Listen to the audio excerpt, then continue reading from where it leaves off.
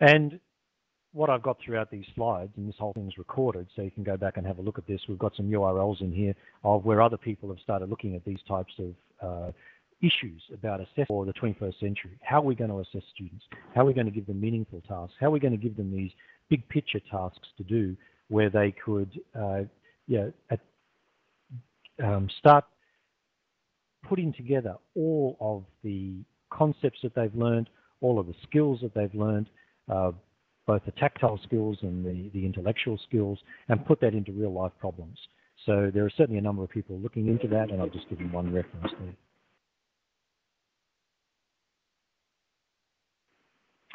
And again, I don't want to forget the teachers and the academics in all of this. So that's the image on the left-hand side is quite a nice one that I picked up from somewhere. That's obviously showing a monk with his laptop sitting there. They've obviously got good wireless connection wherever this monk is sitting. But the idea here was to say that this whole issue of setting these types of tasks in these virtual environments means a whole lot of new skills that are required for teachers and for academics. And so we need to think about that because these are non-traditional environments. People didn't sign up necessarily to become computer programmers or computer experts or to sit through, learning how to do a whole lot of stuff in HTML to get these sorts of things to work. So what we need to think about is how can we provide, first of all, support, but still give teachers and academics the ownership and control over the pedagogical environment. Because one of the other issues that comes up is as soon as you make this more complicated for people and having to start relying on other people, we need to then start thinking about how do we get good teaching teams together and how do we get good teaching and learning teams. So it's not just about having every single academic be able to be multi-skilled so that they can do everything. We need to leverage off the skills of other people, but at the same time make sure that each person in that environment is able to feel that they have a particular role to play, that their role is important, but also we don't want teachers and academics who are looking at the pedagogical side of all of this to think they've lost control over the learning environment. And that is a big issue, and we could certainly have a big discussion about that as well. And over on the right-hand side, I've just got some screen grabs there from Second Life, because Second Life is just a representative of the sort of various virtual worlds that are available, and these virtual worlds are offering these new opportunities for people. But I must say, of all the stuff I've seen in virtual worlds, most of it has been about learning activities and very little has been about assessment activities. So we'd really like to see some good examples of assessment within these environments, because there's certainly a lot of assessment that's done outside these environments and leverage off the things that students do inside the environment. But we'd certainly like to see more of the integrated activities that combine the in-world and out-of-world activities.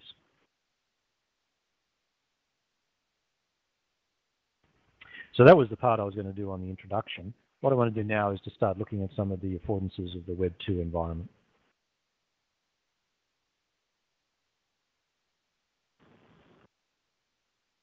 And certainly if anyone wants to make any comments, please just put your hand up and we'll capture your comments as well. We're capturing all of the written comments, but we'd like to hear some oral comments as well. Okay, so what is Web 2? Okay, Web 2, I don't have to tell most of you, you're all aware that Web 2 is not one particular technology. It's a thought process, really. And it's really about content which is being generated by users, and it's absolutely designed around participation. All the good Web 2 sites are about people participating. It's about openness, so it's about being able to contribute. It's designed around the group, so if you want good examples of group work, have a look at a lot of the Web 2 activities and the way in which they encourage people to participate, to generate content, and the good Web 2 sites actually allow you to critique and peer review that content and refine that content. Now you have almost unlimited access to data, and that can be a problem, as well as one of the good affordances, but it's certainly an issue about this access to unlimited data because you actually need to filter that. And from a student's point of view, they certainly need to know how they're going to be able to use that particular data. And a term that you hear often is this power of the crowd. But there's two ways of looking at the power of the crowd. And this is one way you might like to see the power of the crowd. Power of the crowd can either mean you share victory, so you can all soar together, but it also means you can share defeat. And certainly this is one of the really big issues for students who have to do group work. I think a lot of them are afraid they're going to end up like these poor mice, because if one of them makes a mistake, they all go down.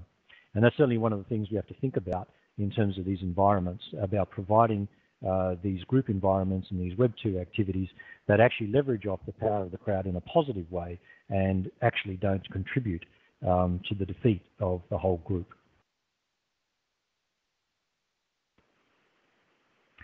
Now, the reason I put up some of these slides, which is just screenshots, I will get onto assessment in a minute, but we need to set the scene about why we want to talk about assessment in the Web 2 environment. The reason I picked this one, which is just from a Flickr site here, is to actually look at some of the words that are on this site. So we can see words such as explore, we can see words like make stuff, upload and organize, share and stay in touch. All of those words we could apply to a learning environment. We could also apply them to an assessment environment. So these are the things that we need to think about in these types of environments. We need to think about how we can get students to organize their material, organize it in a logical way that actually makes sense. How do we get them to make stuff? How do we get them to contribute, to construct, and to construct meaningful objects and items and artifacts, but also construct reasonable thought processes and reasonable ways of doing things and reasonable ways of thinking? How do we get them to explore and capture that exploration? So these are all the words that I think we should be applying to our learning, teaching, and assessment environments. The same here about Scribd. I mean, most of you would have seen you can put up your slides now online, just like you can put up YouTube videos. You can put up all your PowerPoint slides online. You can publish yourself online.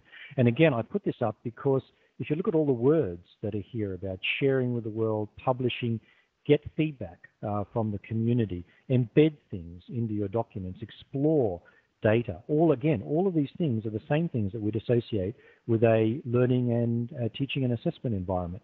And yet these are sites that are just out there, freely available for anyone to be able to use, and are only being leveraged to a very small extent in terms of some of the assessment activities. So I think certainly as teachers and people who explore pedagogy, we can learn a lot from a lot of these Web 2 environments about the way in which they engage people in doing productive activities, because we need to be able to take that and convert that into meaningful assessment tasks. And that's our role. The role of teachers and academics at universities is to say, how do we convert these things into meaningful activities for students that actually add value to the learning, teaching, and assessment environment? And here I've just tried to summarize some of the activities around the Web 2, and I like this slide because it actually puts the student at the center and shows just a selection of the sorts of things. And why do I like this? Because I think it summarizes the affordances of the Web 2 environment. It offers the potential, and I use the word potential because in and of itself it doesn't actually do anything.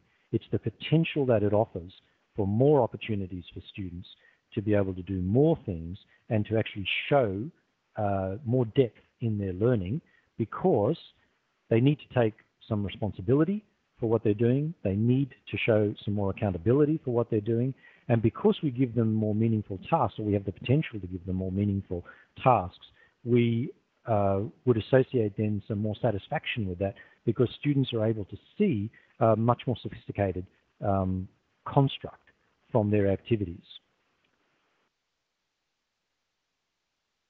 And again, I said I'd put in some references here so that you can look these up later. Some of you might be aware of this, but this is a JISC publication from the UK on higher education in the Web 2 world. It actually makes very good reading to see through that, because they've gone through some of the issues. They talk about the affordances of the Web 2 environment. They're very upfront about what is happening and what isn't happening, so it actually makes quite good reading.